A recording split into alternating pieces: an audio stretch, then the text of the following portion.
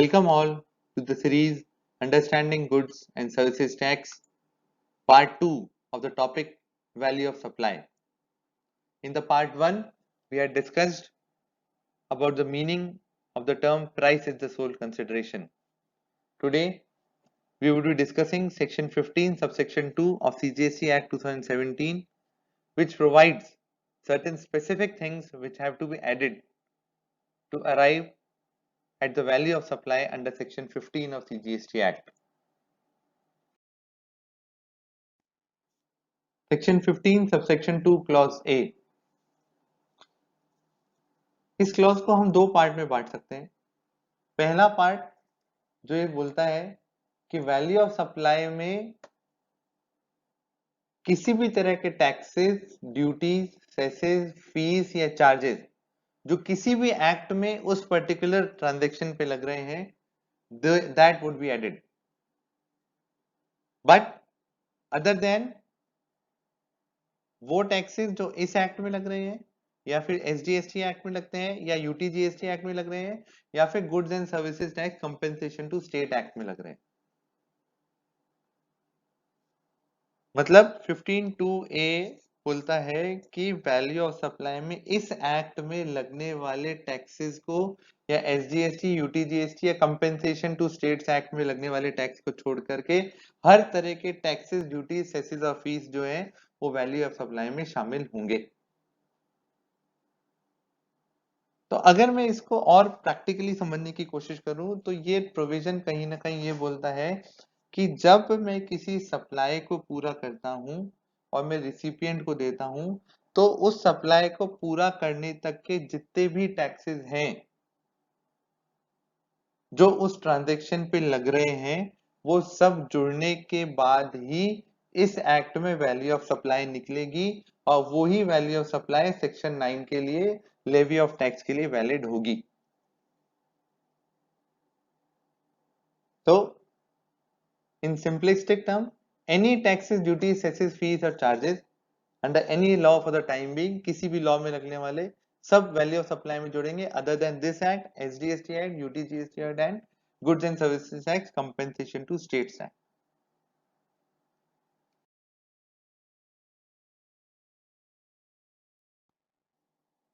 Now let's discuss two case studies on section 15 subsection 2 clause A. पहली case study मान लीजिए ABC limited एक tobacco product को manufacture और सेल करती है और उस पे एक्साइज ड्यूटी और जीएसटी दोनों लगता है और उस प्रोडक्ट की प्राइस 10,000 रुपए है और उस पे लगने वाला एक्साइज ड्यूटी जो है वो 1,000 रुपए है। तो अब इस केस में वैल्यू ऑफ सप्लाई क्या होगी? सेक्शन 15 सबसेक्शन 2 क्लॉज ए में हमने देखा था कि वहां पे उन्होंने बोला था कि सीजीएसटी, एसडीएसटी, यूटीजीएसटी या फिर कंपेंसेशन सेस के अलावा लगने वाले हर तरह के टैक्सेस जो है वो वैल्यू ऑफ सप्लाई में शामिल होंगे। तो क्योंकि एक्साइज ड्यूटी उस ट्रांजैक्शन पे लग रही है तो सेक्शन 15(2)A के अकॉर्डिंग ये 1,000 रुपए जुड़ करके इस ट्रांजैक्शन में वैल्यू ऑफ सप्लाई जो होगी वो 11,000 रुपए मानी जाएगी। केस स्टडी 2 अगर देखते हैं तो श्याम एंड कंपनी है जो उन गुड्स में डील करती है जहां पे कंपेंसेशन सेस और जीएसटी दोनों लगता है। तो अब मान लीजिए 50,000 रुपए का गुड्स की प्राइस है और 30,000 रुपए उस पर लगने वाला कंपेंसेशन सेस है। तो इस एक्ट में, सीजीएसटी एक्ट में वैल्यू ऑफ सप्लाई क्या होगी? तो जैसा 15(2)A क्लियरली बोलता था कि compensation cess would not be included in the value of supply, तो सीजीएसटी एक्ट के लिए वैल्यू ऑफ सप्लाई 50,000 रुपए होगी, ना कि 80,000 रुपए होगी, क्योंकि कंपेंसेशन सेस को 15(2)A में वैल्यू ऑफ सप्लाई के प्रोविजन से बिल्कुल सेपरेट रखा गया है।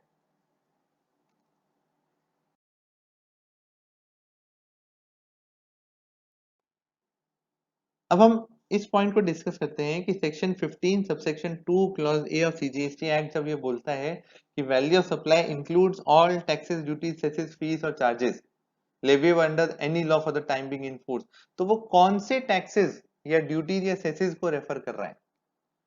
वो टैक्सेस, ड्यूटीज, सेसेस, फीस या चार्जेस जो सेलर पे ही लग रहे हैं और सेलर की ही जिम्मेदारी है कि उनको कलेक्ट करके जमा कराए। मतलब लेवी भी सेलर पे है और कलेक्शन की जिम्मेदारी भी सेलर पे है। पहली कैटेगरी तो ये। दूसरी कैटेगरी वो टैक्सेस जो लग तो परचेजर पे रहे हैं पर सेलर उनको कलेक्ट करके और सरकार में जमा करा रहा है। तो देखिए दो कैटेगरी, फर्स्ट कैटेगरी जहां पे लेवी और कलेक्शन दोनों सेलर पे है, दूसरी कैटेगरी जहां पे लेवी तो परचेजर पे है पर कलेक्शन की जिम्मेदारी सेलर की है क्योंकि उसको लेकर के जमा कराना है।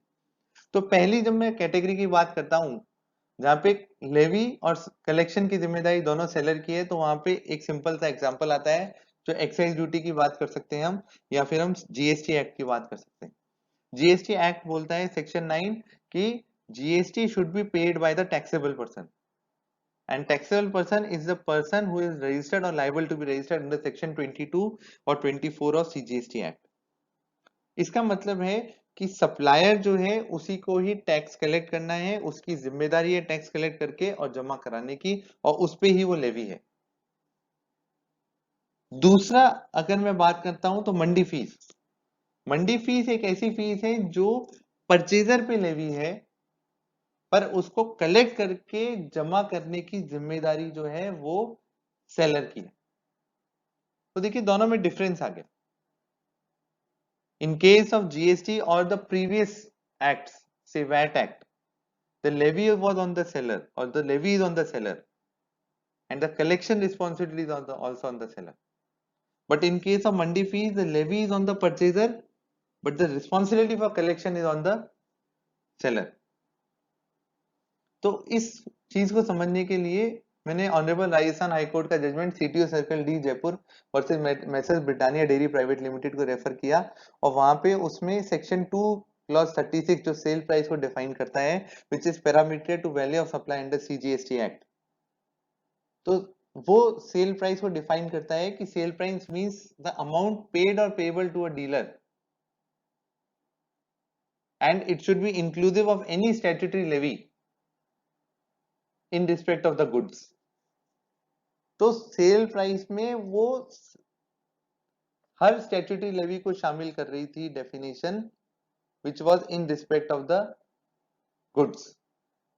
तो अब इस केस में जो ऑनरेबल राजस्थान हाईकोर्ट के सामने मैटर गया तो वहां पे ये पूछा गया या क्वेश्चन ये था कि whether mandi fees would be included within the scope of statutory levy in respect of goods, and if it is included then it would become the part of sale price, and if it is not included within the ambit of statutory levy in respect of good it would not be part of the sale price।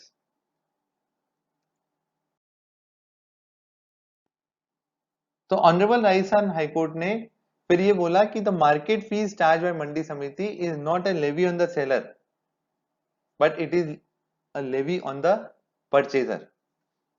Therefore, since it is not a levy on the seller, therefore it does not constitute statutory levy within the meaning of section 2 clause 36।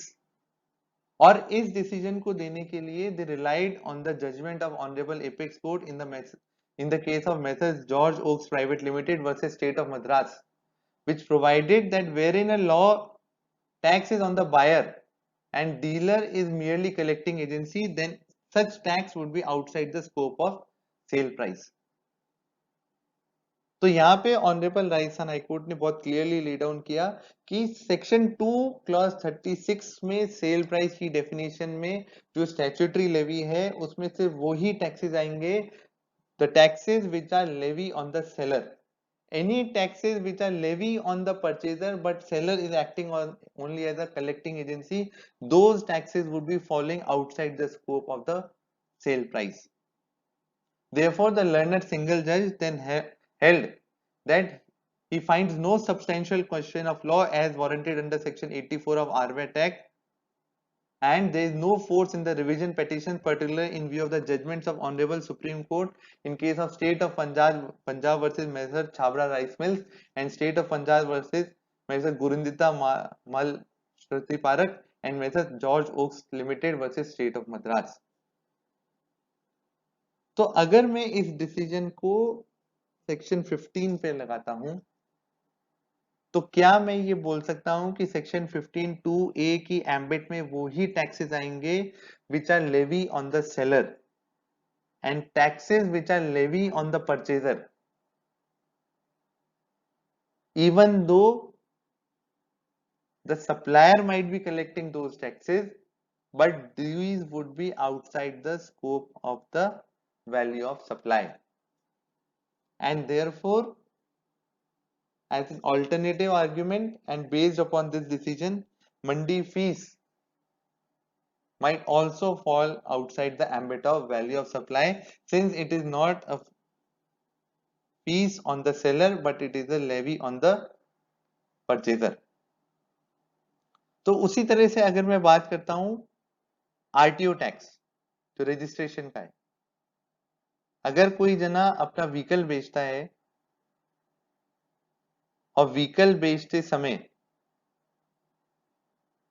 वो purchaser से RTO tax collect करके और सरकार में जमा कराता है, तो गाड़ी को रजिस्ट्रेशन करने की जिम्मेदारी जो है that is on the owner of the vehicle. तो अगर सप्लायर कोई वो टैक्स कलेक्ट भी कर रहा है और सरकार में जमा भी करा रहा है, तो he is only acting as a collecting agency, but the liability to get the vehicle registered is on the purchaser of the vehicle.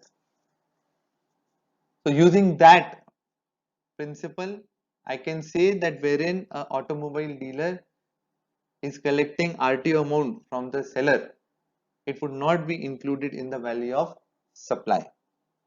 And an argument can be taken that section 15(2)(a), when it refers to taxes, duties, cesses, fees or charges leviable under any law for the time being in force, it only refers to those taxes, duties, cesses, fees and charges which are levy on the seller, not the taxes or duties which are levy on the purchaser.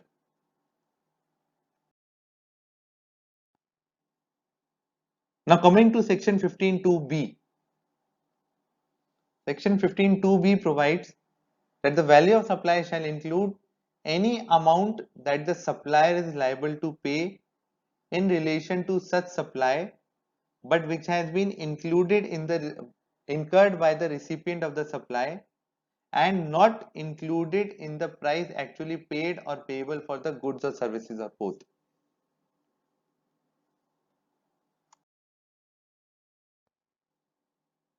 तो यहाँ पे मैं देखता हूँ इस section 15(2)(b) के 3 part हैं।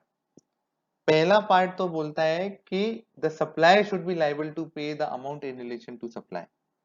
तो रिस्पॉन्सिबिलिटी किसकी होनी चाहिए उसको पे करने की अमाउंट की, वो सप्लायर की होनी चाहिए, पर वो अमाउंट किसने इनकर कर दिया, वो अमाउंट इनकर कर दिया रिसिपिएंट ने। और जब सप्लायर ने बिल बनाया या फिर प्राइस निकाली कि उसको what is the actual price paid और पेएबल फॉर द गुड्स और सर्विसेज सप्लाइड बाय हिम, उसमें उसने से वो अमाउंट माइनस कर दिया। तो ऐसे केस में वो अमाउंट जो सप्लायर की जिम्मेदारी थी पर रिसिपिएंट ने इनकर कर दिया, वो भी वैल्यू ऑफ सप्लाई में जुड़ेगा। इसका अगर मैं सिंपलिस्टिक एग्जांपल लेता हूं तो मान लीजिए मेरे किसी से एग्रीमेंट हुआ कि मैं किसी को फ्रेट पेड मटेरियल सप्लाई करूंगा, मतलब जिसमें उनके डेस्टिनेशन तक गुड्स को पहुंचाने की जिम्मेदारी भी मेरी होगी।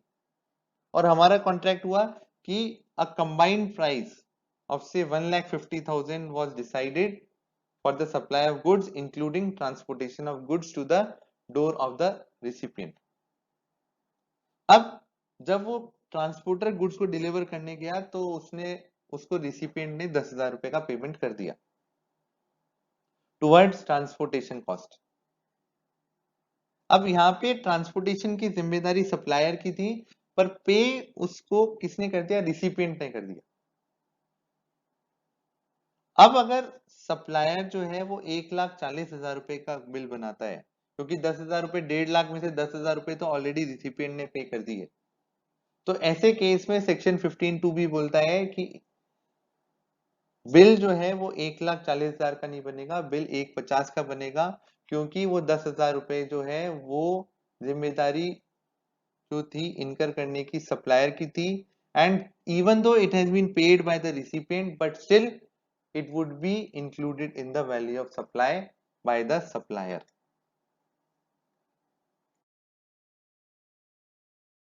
यहाँ पे मैंने कुछ केस स्टडीज ली हैं to understand in a better manner the provision of section 15(2)(b). तो पहली केस स्टडी तो वही एग्जांपल है जो हमने पिछले साइड में डिस्कस किया था कि मान लीजिए मैसर शान इम्पैक्ट्स है, उसको एक कॉन्ट्रैक्ट मिला मैसर्स होम डेकोर से to supply goods at ₹1,50,000 including freight and insurance.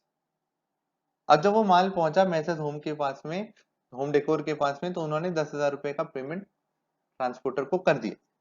हालांकि जिम्मेदारी मैसर शान इम्पैक्ट्स की थी क्योंकि वो कॉन्ट्रैक्ट इंक्लूडिंग फ्रेट और इंश्योरेंस था, पर पेमेंट मैसर्स होम डेकोर ने कर दिया। अब नेट ऑन नेट बेसिस पे देखा जाए तो मैसर शान इम्पैक्ट्स को मैसर होम डेकोर से 1,40,000 रुपए रिकवर करने हैं। तो क्या वो 1,40,000 का बिल बना सकते हैं? तो सेक्शन 15(2)(b ये बोलता है कि वो जो जिम्मेदारी सप्लायर की थी पर पेमेंट रिसीवमेंट ने कर दिया, चाहे even though still it would be included in the value of supply. तो चाहे वो 10,000 रुपए का पेमेंट मैसर्स होम डेकोर ने कर दिया और चाहे मैसर शान इम्पैक्ट्स को 1,40,000 रुपए ही लेने थे, but still value of supply इसमें 1,50,000 मानी जाएगी। 1,50,000 रुपए मान के टैक्स लगेगा और फिर उसमें से 10,000 रुपए जो मैसर्स होम डेकोर ने ट्रांसपोर्टर को पे कर दिए वो माइनस होंगे, पर टैक्स लगने से पहले की वैल्यू पे वो 10,000 रुपए माइनस नहीं होंगे और 1,40,000 रुपए का बिल किसी भी सिनेरियो में नहीं बन सकता। इस सिनेरियो में 1,50,000 रुपए का ही बिल बनेगा और 10,000 रुपए would be included in value of supply. Second case study लेते हैं कि मान लीजिए मैसर समरवेव है, एक एसी एयर कंडीशनर सप्लायर है जिसको मिस्टर कूल ने एसी सप्लायर इंस्टॉलेशन का काम दिया कि भाई आप मेरे घर पे आकर के एसी इंस्टॉल करें, और सप्लायर इंस्टॉलेशन का टोटल अमाउंट जो था दोनों के बीच में 50,000 रुपए डिसाइड हुआ। तो मैसर समरवेव ने एसी तैयार किया और उसने बाहर से कोई लेबर एंगेज करके वो एसी इंस्टॉलेशन के लिए मिस्टर कूल के घर पे भेज दिया। अब मिस्टर कूल ने जब एसी लग गया तो उस लेबर को 2,000 का पेमेंट कर दिया। अब जब 2,000 का पेमेंट, हालांकि रिस्पॉन्सिबिलिटी मैसर समरवेव की थी क्योंकि उनको उसको ही इंस्टॉलेशन करवाना था, पर मिस्टर कूल ने वो 2,000 का पेमेंट कर दिया। अब मैसर समरवेव को ओनली 48,000 रुपए लेने। तो क्या ऐसे सिनेरियो में वो 48,000 का बिल बनेगा या 50,000 का बिल बनेगा? तो यहाँ पे कॉन्ट्रैक्ट बहुत क्लियर था कि the responsibility of engaging and paying to the labour was on mister समरवेव, and even though it has been paid by the recipient, still that 2,000 would be included in the value of supply. तो पूरे 50,000 की value of supply मानी जाएगी, उस पर tax rate लगेगी और उसके बाद 2,000 रुपए उसमें से माइनस होंगे, पर टैक्स लगने से पहले 2,000 रुपए माइनस होके 48,000 रुपए वैल्यू ऑफ सप्लाई इस केस में नहीं मानी जाएगी। इस केस में वैल्यू ऑफ सप्लाई 50,000 रुपए ही मानी जाएगी।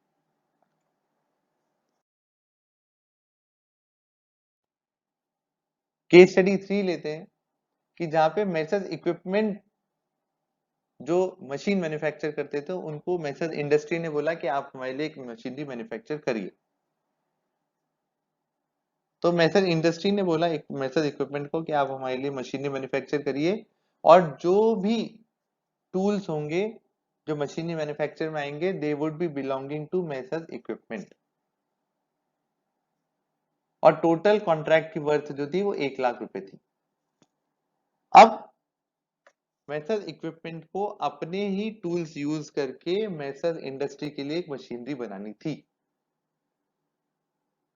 पर मैसर इंडस्ट्री ने कुछ टूल्स जो है मैसर इक्विपमेंट को दे दिए कि भाई हम आपको ये दे रहे हैं, और वो जो टूल्स मैसर इंडस्ट्री ने दिए थे वो मशीनरी मैन्युफैक्चर के बाद उन्होंने मैसर इक्विपमेंट से वापस ले ली। तो अब ये चीज आती है कि वो जो 1,00,000 रुपए की प्राइस डिसाइड हुई थी जिसमें टूल्स जो थे वो मैसर इक्विपमेंट के ही होने चाहिए थे, पर जो टूल्स मैसर इक्विपमेंट के होने चाहिए थे वो मैसर इंडस्ट्री ने उनको सप्लाई कर दिए।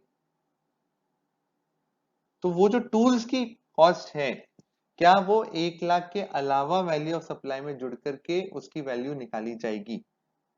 तो सेक्शन 15(2) भी अब इस एग्जांपल में लगाते हैं। पहली बात तो यहाँ पे सप्लायर कौन है, मैसर्स इक्विपमेंट है।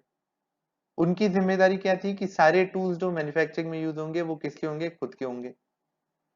But that responsibility has been incurred by the recipient. Recipient कौन है, मैसर्स इंडस्ट्री। कैसे इनकर करी, कि उन्होंने अपने टूल मैसर्स इक्विपमेंट को दे दिए। तो ऐसे टूल्स जो मैसर्स इंडस्ट्री ने मैसर्स इक्विपमेंट को दिए, उनकी वैल्यू भी वैल्यू ऑफ सप्लाई में जुड़ करके और फिर वैल्यू ऑफ सप्लाई मानी जाएगी। तो मान लीजिए वो 1 लाख रुपए की प्राइस जो डिसाइड हुई थी, तो पता चलता है कि भाई जो मैसर्स इंडस्ट्री ने मैसर्स इक्विपमेंट को जो टूल्स दिए, वो टूल्स की कॉस्टिंग 10,000 रुपए की थी। जितने टाइम पीरियड में यूज करे गए उसकी कॉस्टिंग 10,000 रुपए की थी। तो सेक्शन 15(2)(b) के अकॉर्डिंग वो 10,000 रुपए हालांकि लाइबिलिटी सप्लायर की थी, but it has been discharged by the recipient. Therefore, since it is not been specifically included in the value of supply, now it would be included, and correct value of supply in this case would be treated as 1,10,000. Case study 4 लेते हैं, जहां पे mister Rohit जो एक दिल्ली में resided कर रहे थे कंसल्टेंट, उनको मैसेज होम डेकोर बॉम्बे ने बोला कि भाई आप हमारे यहाँ पे आके अपनी सर्विस दीजिए, और combined end to end price 1.5 lakh है, जिसमें रिस्पॉन्सिबिलिटी ऑफ स्टे भी आपकी होगी।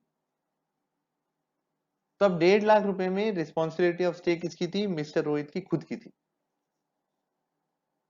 पर मिस्टर रोहित जो है वो बॉम्बे में किसी होटल में रुके, और 15,000 रुपए का बिल जो आया वो मैसेज होम डेकोर ने पे कर दिया। Now this 15,000 was although the responsibility of supplier, but it has been paid by the recipient, therefore it would be included in the value of supply, and in this case the value of supply would be 1.5 lakh plus rupees 15,000, that is rupees 1,65,000.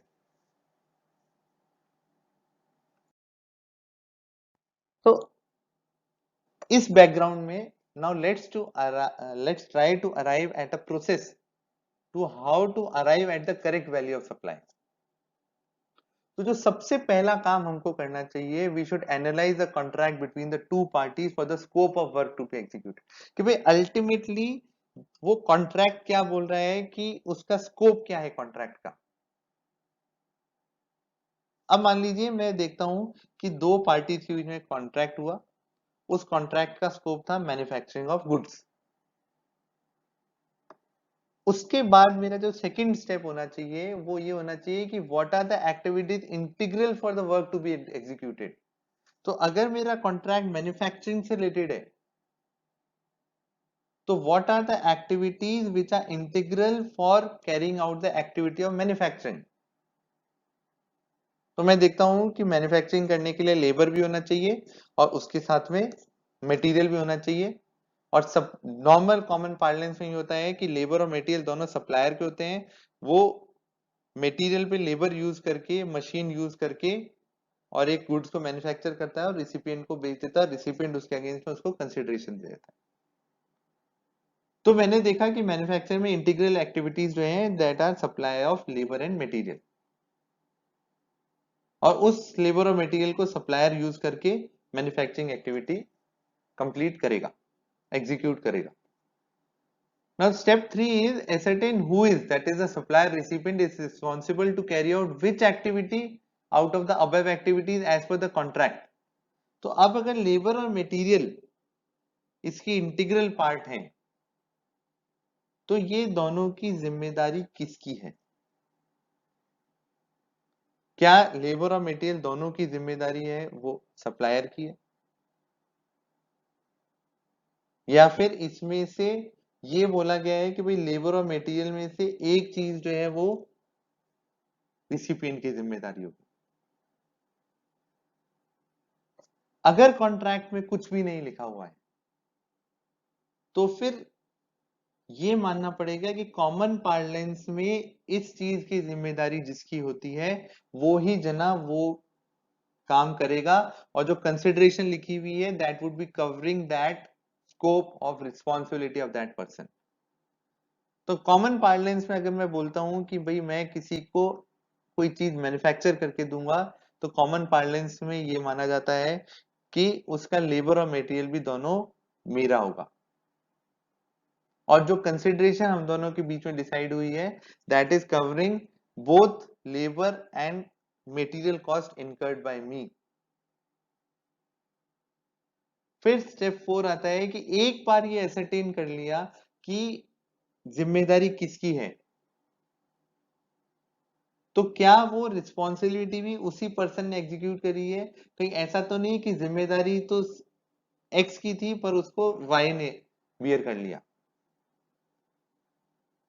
तो जैसे मान लीजिए मेरा अगर manufacturing का contract है और labour भी मेरी और मटेरियल भी मेरा, पर लेबर का कुछ पार्ट जो है वो रिसिपिएंट ने पे कर दिया, तो ऐसा पार्ट जो रिसिपिएंट ने पे किया है that would be included in the value of supply because it was the responsibility of the supplier to pay to the labour. तो इन चार चीजों से हम सेक्शन 15(2)(b) के स्कोप को निकाल सकते हैं। पहले कॉन्ट्रैक्ट के स्कोप को पढ़ें, स्कोप को पढ़ के निकालें कि what are the activities integral for execution of that work, और फिर उसके बाद देखें कि उन एक्टिविटीज में किस जने का स्कोप क्या है, मतलब कौन सी एक्टिविटी तो सप्लायर को करनी है और कौन सी एक्टिविटी रिसिपिएंट को करनी है, क्योंकि जो कंसिडरेशन होगी उस कॉन्ट्रैक्ट में वो सप्लायर की एक्टिविटी के लिए ही होगी। और जब हम मेरे को पता चल गया कि ये रिस्पॉन्सिबिलिटी जो है ये सप्लायर की है और उसमें से कुछ चीजें जो है वो रिसिपिएंट ने पे कर दी हैं, तो जो चीजें रिसिपिएंट ने पे कर दी even though they were responsibility of the supplier, still that would be added to the value of supply.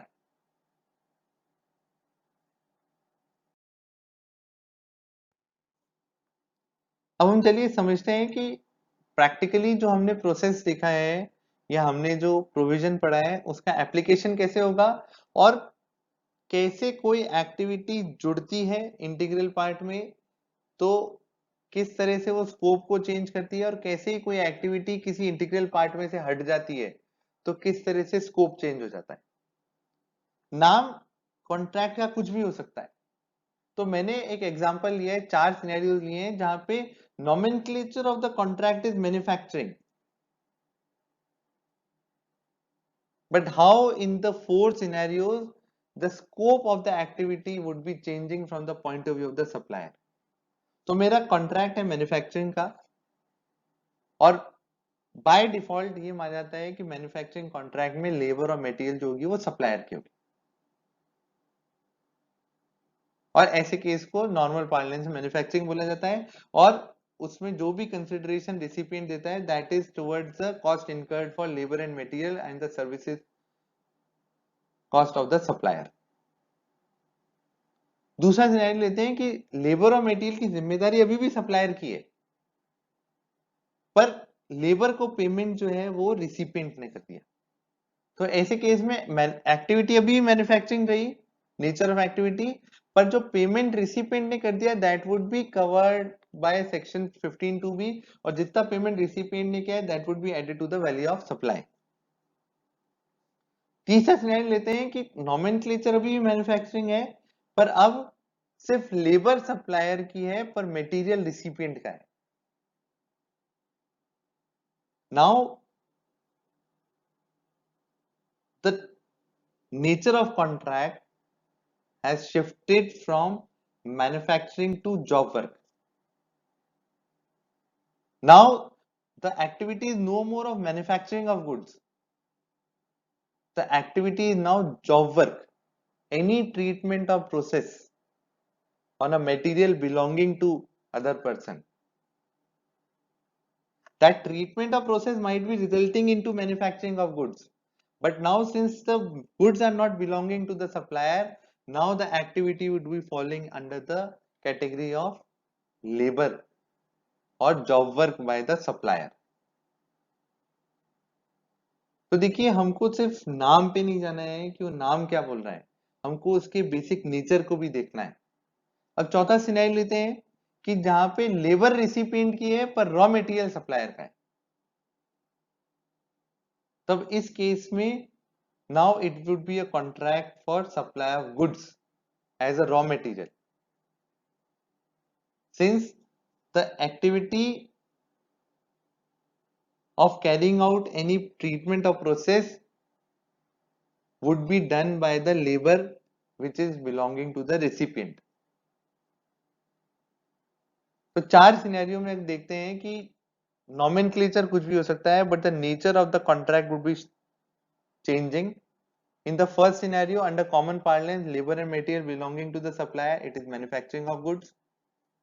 Second scenario, labor and material belonging to supplier, but the payment has been made to the labor by the recipient. It is still manufacturing of goods, but falling under the ambit of section 15(2)(b). In the third case, the labor was of supplier, but the material was of recipient. Now the activity has changed from manufacturing of goods to the treatment of process on goods belonging to the others, which might result into manufacturing of goods or new goods coming into place, but no more it would be supply of goods, now it would be supply of service, that is job work. And in case 4, labor is belonging to recipient and only material is provided by the supplier, it is a pure case of supply of goods as raw material by the supplier.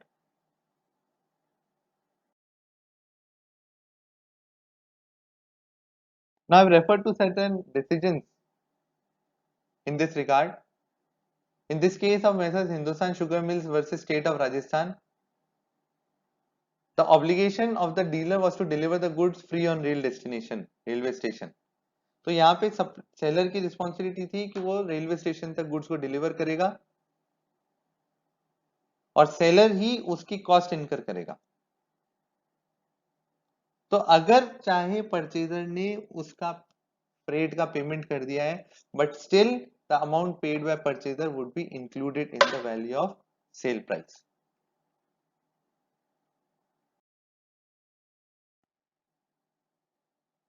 Now, circular number 47/21/2018 dated 8th June 2018, जहां पे board ने ये clarify किया कि कब जो moulds और dies हैं वो अगर मान लीजिए रिसिपिएंट ने सप्लायर को दिए हैं for the purpose of manufacturing of component, कब मोल्ड्स और डाइज की वैल्यू सेक्शन 15(2)(b) के अकॉर्डिंग वैल्यू ऑफ सप्लाई में जुड़ेगी. तो हमने इससे पहले केस स्टडी भी डिस्कस करी थी जहां पे मेसर्स इक्विपमेंट को मेसर्स इंडस्ट्री के लिए कुछ मशीनरी मैन्युफैक्चर करनी थी और मशीनरी मैन्युफैक्चर करने के लिए उनका कॉन्ट्रैक्ट हुआ 1 लाख का. अब मान लीजिए इस सर्कुलर के रिस्पेक्ट में मैंने वो एग्जांपल को वापस से डिस्कस करते हैं. अब मान लीजिए कि मेसर्स इंडस्ट्री ने मेसर्स इक्विपमेंट को कुछ मोल्ड्स और डाइज दिए और कॉन्ट्रैक्ट में लिखा हुआ था कि मेसर्स इंडस्ट्री ही वो मोल्ड्स और डाइज मेसर्स इक्विपमेंट को देगी. तो ऐसे केस में क्योंकि कॉन्ट्रैक्ट स्पेसिफिकली प्रोवाइड कर रहा है कि this services would be provided by the recipient, therefore in that scenario cost of molds or dies would not be included in the value of supply since their cost was not to be incurred by the component manufacturer or the supplier.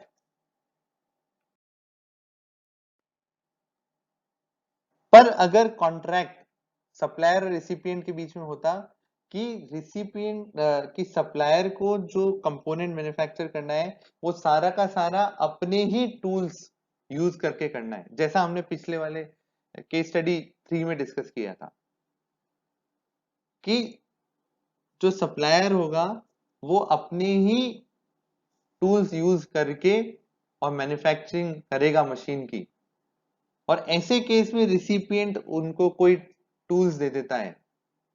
तो in that case amortised cost of such moulds और dies या tools shall be added to the value of component.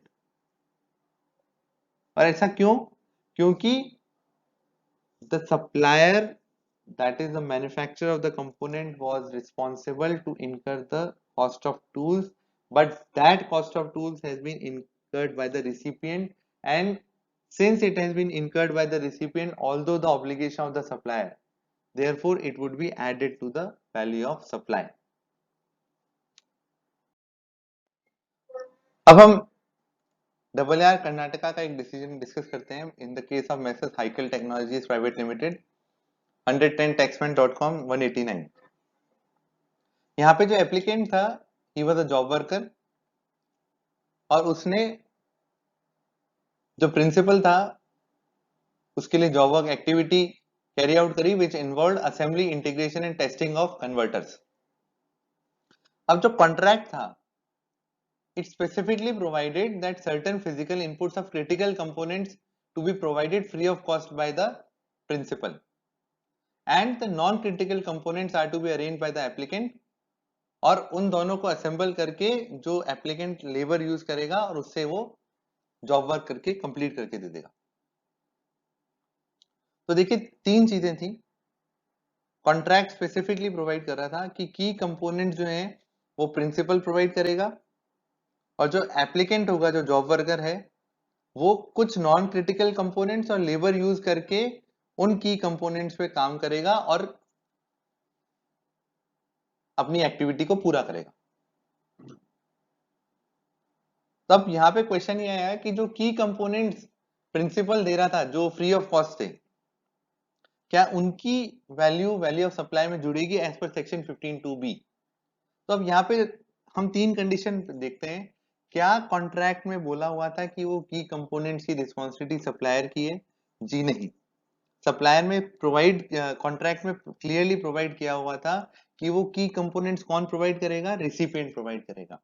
And since the contract specifically provided that the component would be provided by the principal or the recipient, therefore the value of such component would not be added to the value of supply as per section 15 subsection 2 clause B.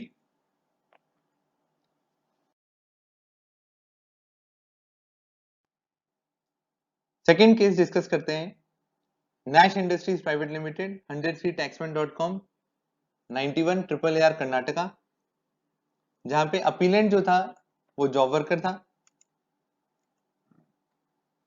और वो industrial customers जो automotive banking hardware या power protection division में थे उनके लिए काम करता था। अब यहाँ पे उनका कॉन्ट्रैक्ट जो था उसमें कुछ इस तरह से था कि जो जिन जनों के लिए वो काम करेगा उनके टूल्स जो हैं वो ही जिन्हें प्रोवाइड करेंगे, मतलब जो रिसिपिएंट्स हैं जो प्रिंसिपल हैं वो ही जॉब वर्कर को टूल प्रोवाइड करेंगे। पहली चीज क्लियर कि tools would be provided by the principals to the job worker, पर वो जो टूल्स हैं वो पहले नैश इंडस्ट्रीज मैन्युफैक्चर करता था, उसको बिल करता था प्रिंसिपल्स को, उसके पैसे लेता था और फिर वो उन टूल्स को रिटेन कर लेता था उनके बिहाफ पे। तो क्या ऐसे टूल्स जो नैश इंडस्ट्रीज ने रिटेन कर लिए प्रिंसिपल्स के बिहाफ पे, whether value of those tools would be included in the value of supply. तो AAR के सामने जो था उन्होंने ऑब्जर्वेशन किया, we need to examine whether the price paid by the customer is the sole consideration for the supply, और उन्होंने बोला कि it is necessary to analyse the scope of the contract that who is required to incur the cost of manufacture, whether it is the principal or it is the supplier, and whether the person who is required to incur that cost has borne the cost of the tools or not.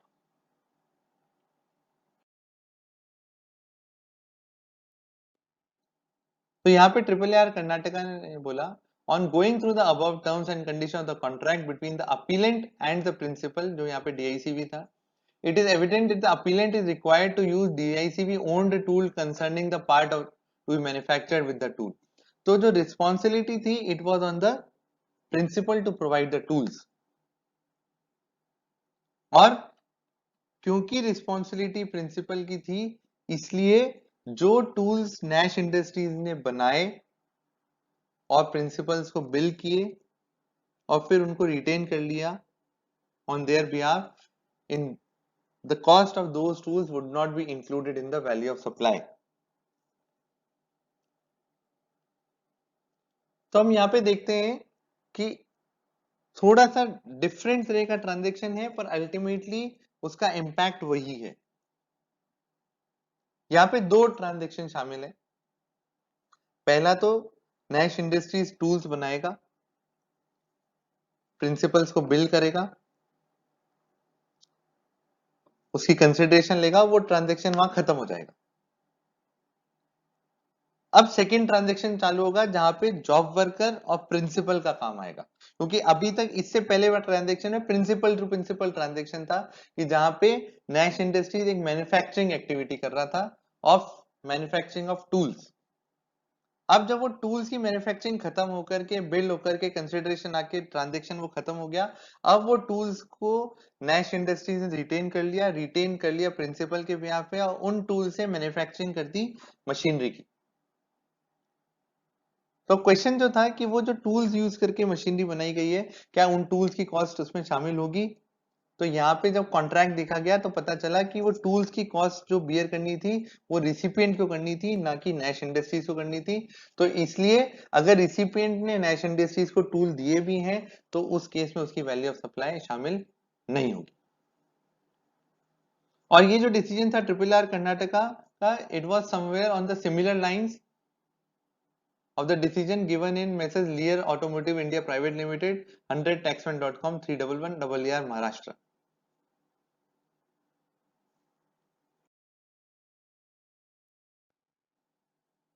एक और case discuss करते हैं, message Navodit Agarwal 2019, 104taxman.com, 420 ER Chhattisgarh. अब यहाँ पे जो applicant था Navodit Agarwal, he was engaged in transporting cement on behalf of Shri Raipur cement. तो दोनों के बीच में कॉन्ट्रैक्ट हुआ कि messrs Navodit Agarwal would be transporting cement, transporting goods, that is cement या clinkers belonging to messrs Shri Raipur cement. वो कॉन्ट्रैक्ट होने के बाद में मैसेज रायपुर सीमेंट ने बोला कि भाई आपका जो हमारा कॉन्ट्रैक्ट है ट्रांसपोर्टेशन ऑफ गुड्स में, उसका डीजल हम सप्लाई करेंगे। तो अब देखिए, समझते हैं कि जब मैं ट्रांसपोर्टेशन ऑफ गुड्स की बात करता हूं तो उसकी इंटीग्रल एक्टिविटी क्या है? उसकी इंटीग्रल एक्टिविटी है कि व्हीकल जो है वो सप्लायर अरेंज करेगा, चाहे तो खुद का होगा चाहे रेंट पे लेगा, उसका डीजल भी सप्लायर अरेंज करेगा, और व्हीकल और डीजल को यूज करके वो ट्रांसपोर्टेशन एक्टिविटी को पूरा करेगा। अब कॉन्ट्रैक्ट में कहीं कुछ स्पेसिफाइड नहीं था। कॉन्ट्रैक्ट जो था वो सिंपल, जो इस केस को पढ़ के लगता है कि कॉन्ट्रैक्ट जो था वो सिंपल था, transportation of goods from one place to another. और उस कॉन्ट्रैक्ट को होने के बाद में रायपुर सीमेंट ने बोला कि भाई हम डीजल हम प्रोवाइड कर देंगे आपको।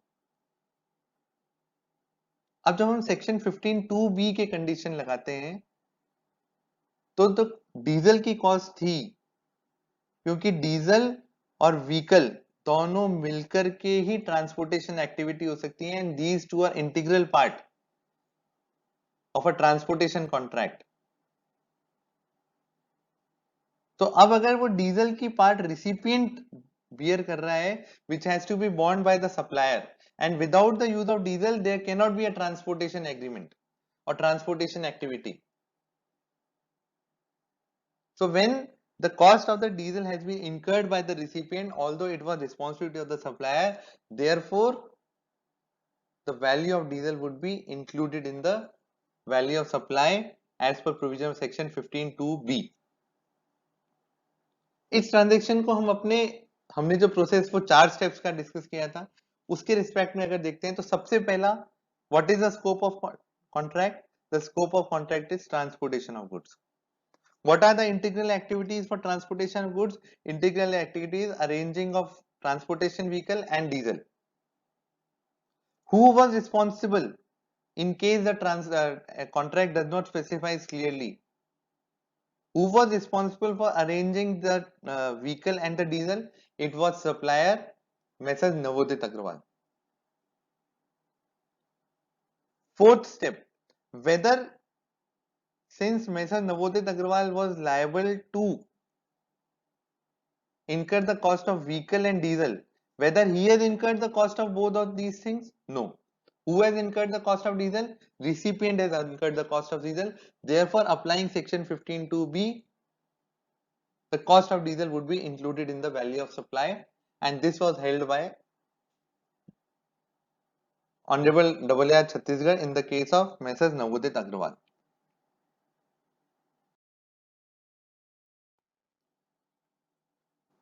हम नेक्स्ट केस में आते हैं, Messrs. Tejas construction and infrastructure private limited, 109 taxman.com 311 AR Maharashtra. पर इस केस को डिस्कस करने से पहले हम तीन अलग अलग तरह के सिनेरियोस को समझते हैं कि किस तरह से एग्रीमेंट ड्राफ्टिंग जो है वो सप्लायर के स्कोप को चेंज करती है। पहला सिनेरियो लेते हैं कि मेरे को एक वर्क्स कॉन्ट्रैक्ट मिला जिसमें लेबर और मटेरियल दोनों मेरा है, तो मैं जो भी बिल रेज करूंगा that would be covering the cost of the labour and material engaged by me. दूसरा सिनेरियो जहां पे लेबर और मटेरियल तो मेरा होगा, पर उस मटेरियल में से कुछ पार्ट जो है वो रिसिपिएंट प्रोवाइड करेगा। तो जो रिसिपिएंट प्रोवाइड करेगा उसकी वैल्यू को हटा करके हमारे बीच में एक नेट एग्रीमेंट हो गया। तो मान लीजिए जैसे टोटल एग्रीमेंट हमारा वैल्यू था 1 करोड़ रुपए, उसमें से रिसिपिएंट ने बोला कि 10 लाख रुपए का मटेरियल मैं प्रोवाइड करूंगा, therefore it is outside your scope and you the contract is only for 90 lakh rupees. We specifically provided that supplier would be providing labor and material worth rupees 90 lakh and the recipient would be providing material of rupees 10 lakh rupees, and therefore in this case the supplier would only be raising bill of 90 lakh rupees। पर तीसरा scenario जहां पे recipient बोलता तो है कि मैं labour मैं कुछ मटेरियल मैं प्रोवाइड करूंगा, पर फिर भी वो मेरे स्कोप में से उसको कम नहीं करता है। वो बोलता है कि आपको बिल तो पूरा 1 करोड़ का रेज करना है, आपके स्कोप में ही वो मटेरियल आता है क्योंकि आप ही उसका पूरा बिल रेज करोगे, और वो पूरा बिल रेज करने के बाद में जितना मटेरियल मैं आपको दे रहा हूँ वो मटेरियल आप मेरे से कम कर लेंगे।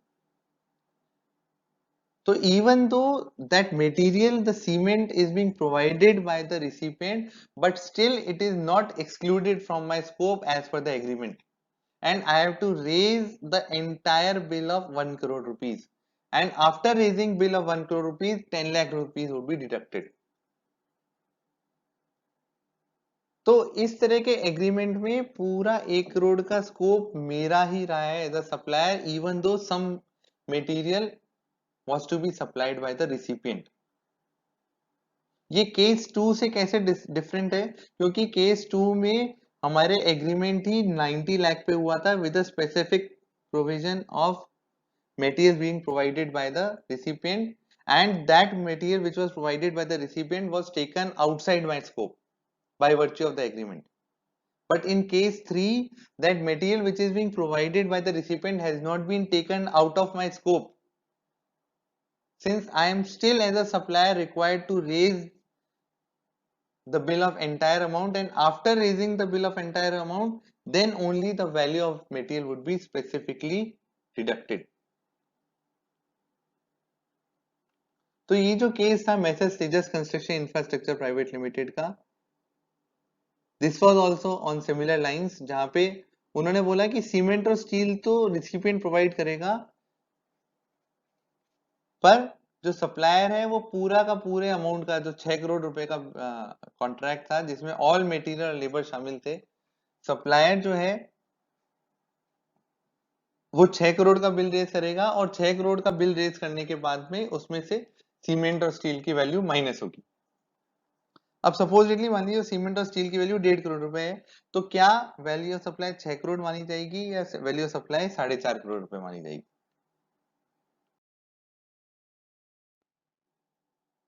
तो AAR महाराष्ट्र ने इसमें ऑब्जर्व किया कि क्योंकि कॉन्ट्रैक्ट बोल रहा है कि सप्लायर जो है वो पूरे अमाउंट का बिल रेज करेगा, and even though some material might have been provided by the recipient, but still it has not been taken out of the scope of the supplier, and he is required to raise the bill of entire amount. Therefore, it would be at the entire amount of 6 crore rupees would be treated as value of supply. Further, they also relied on decision of Honorable Apex Court in the case of Messrs. N.M. Goel and Company versus Sales Tax Officer, wherein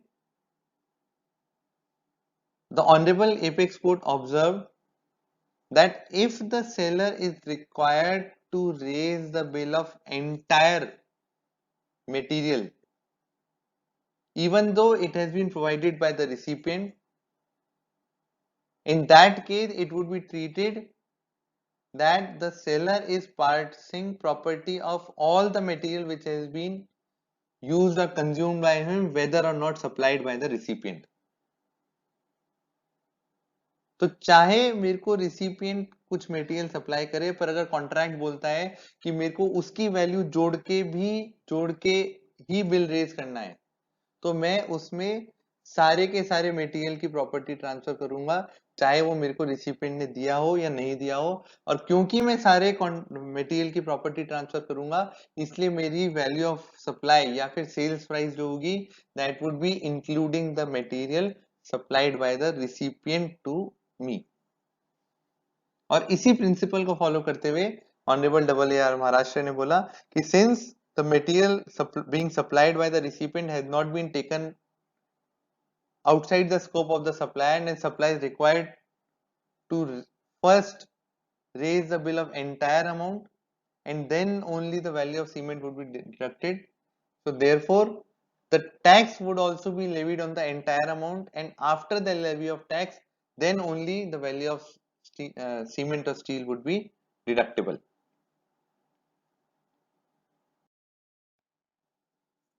So with this, we come to an end of today's deliberation on section 15.2a and section 15.2b of the GST Act. 15.2a provided for the taxes, cesses, duties, fees, charges leviable under any law for the time being enforced to be included in the value of supply, except for the taxes under CGST, SGST, UTGST or compensation cess. And another interesting point which was discussed was vis-a-vis the decision of Honorable Rajasthan High Court in case of what we can say a parameter provision under the RVAT Act, which defined sale price to include any statutory levied.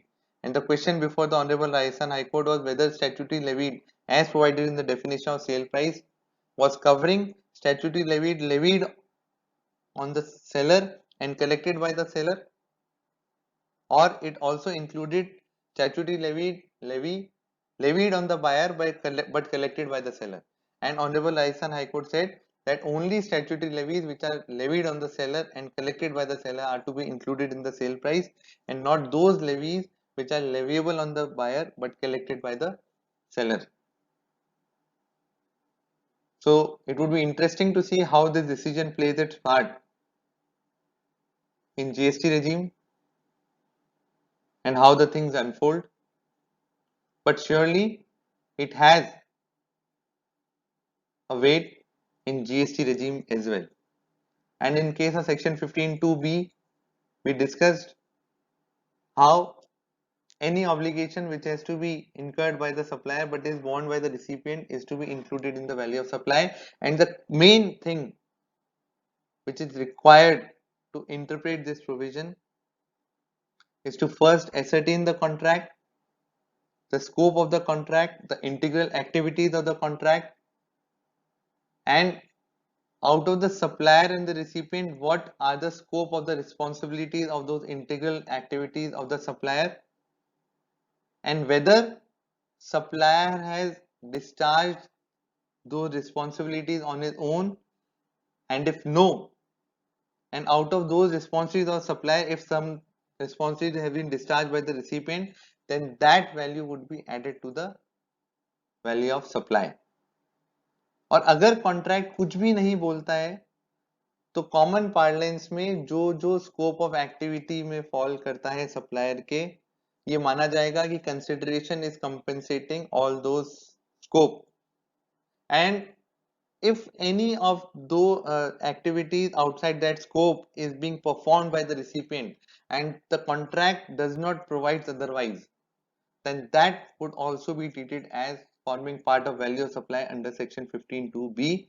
और हमने उसका एक 4 step का procedure जो है वो भी discuss किया था ब्रीफली अपने इस प्रेजेंटेशन में। और ये ऐसा टॉपिक है कि we can go on and on. काफी सारे डिसीजंस हैं which have not been discussed, but the principles of those decisions have been incorporated or have been discussed in this presentation, like the decision of Bayana Builders by Honorable Supreme Court in case of service tax regime. ये सब decision जो हैं जो यहाँ पे discuss करे गए हैं या नहीं करे गए हैं, but an effort has been made in this presentation to discuss about the principles which are being enunciated by those decisions, whether or not their names or the facts of those cases have been discussed in this presentation. So this is an effort to discuss in detail about those aspects, and in the next part we would be discussing section 15(2)(c), 2(d) about the value of supply under the CGST Act. We thank you for being with us in this journey of understanding goods and services tax. And as we said, it's a long journey, but an interesting one. And GST cannot be understood without understanding the transaction and its scope and the responsibilities of the supplier and the recipient. Thank you very much for being with us. We hope to meet you in our next part. And if you like our presentation, do like, subscribe and share our YouTube channel, and be with us in this journey of understanding goods and services tax. Thank you very much.